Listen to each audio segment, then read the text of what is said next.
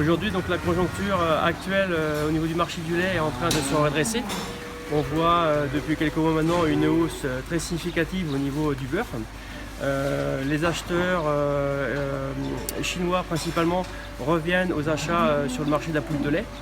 Et aujourd'hui, les produits de grande consommation se portent plutôt bien. Donc on estime qu'avec tous ces indicateurs, on estime légitime notre demande de revalorisation des produits de lait. Et on est effectivement dans une bonne dynamique de reprise des coûts. On ne va pas crier victoire parce que le troisième trimestre devrait confirmer tous ces chiffres-là et voir après aussi sur la fin de l'année. Mais aujourd'hui, on est plutôt sur une dynamique de hausse des dévalorisations des produits laitiers. Donc, tout est parti de la semaine dernière. Donc une première action a eu lieu en Côte d'Armor et il était important, à l'image de ce qui a été fait l'an dernier avec Lactalis, qu'on développe sur tout le Grand Ouest au minimum une action d'envergure de façon à montrer une cohérence nationale avec cette action. Donc il a fallu mettre en cohérence toutes les synergies collectives des départements du Grand Ouest dans un premier temps et ensuite relayées par la FNPL. Quel a été le rôle de chacun dans cette mobilisation, que ce soit la FNSEA, les JA ou le FNPL ? La Fédération nationale des producteurs de lait, la FNPL, a décidé de faire un mot d'ordre national, ce qui a fait que 12 points en France ont pu être bloqués en même temps à l'encontre des coopératives laitières de France.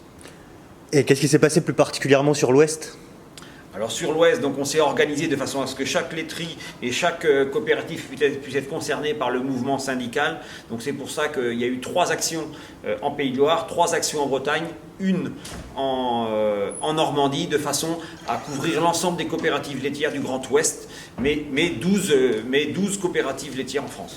Et pourquoi cette année plus les coopératives que les acteurs privés comme l'année dernière ? Donc l'an dernier, nous avions décidé d'attaquer nos manifestations et nos revendications sur le prix du litre de lait donc chez Lactalis, parce que c'est le leader du lait, puisqu'elles sont la continuité de notre entreprise laitière, de nos exploitations laitières.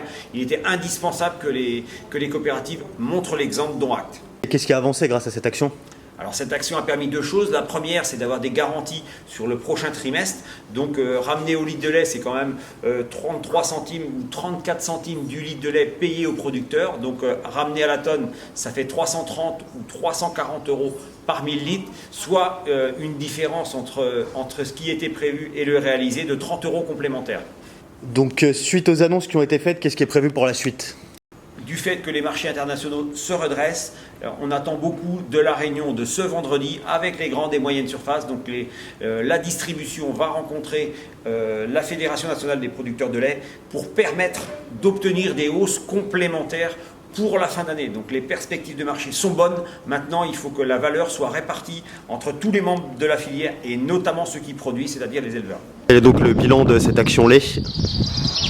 Le bilan il est plutôt positif, puisqu'on a réussi à aller chercher des prix quand même plus élevés que ce qui était annoncé par nos coopératives. Il faudra que les industriels laitiers privés puissent emboîter le pas, parce que si les coopératives ont fait des efforts, il faudra que les privés le fassent aussi. Mais je pense que le bilan de cette action est plutôt positif. Et donc qu'est-ce qui va se passer pour la suite ? Pour la suite, c'est ce que je disais, déjà de surveiller l'avancée des négociations des OP avec les industriels laitiers.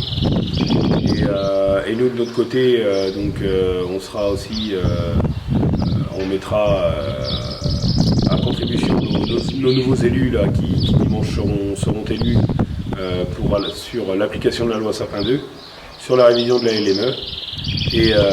Et aussi sur ce que le président Macron a promis et qu'il doit mettre en avant et en route, ou devrais-je dire en marche, dès le début juillet, à savoir les états généraux de l'alimentation.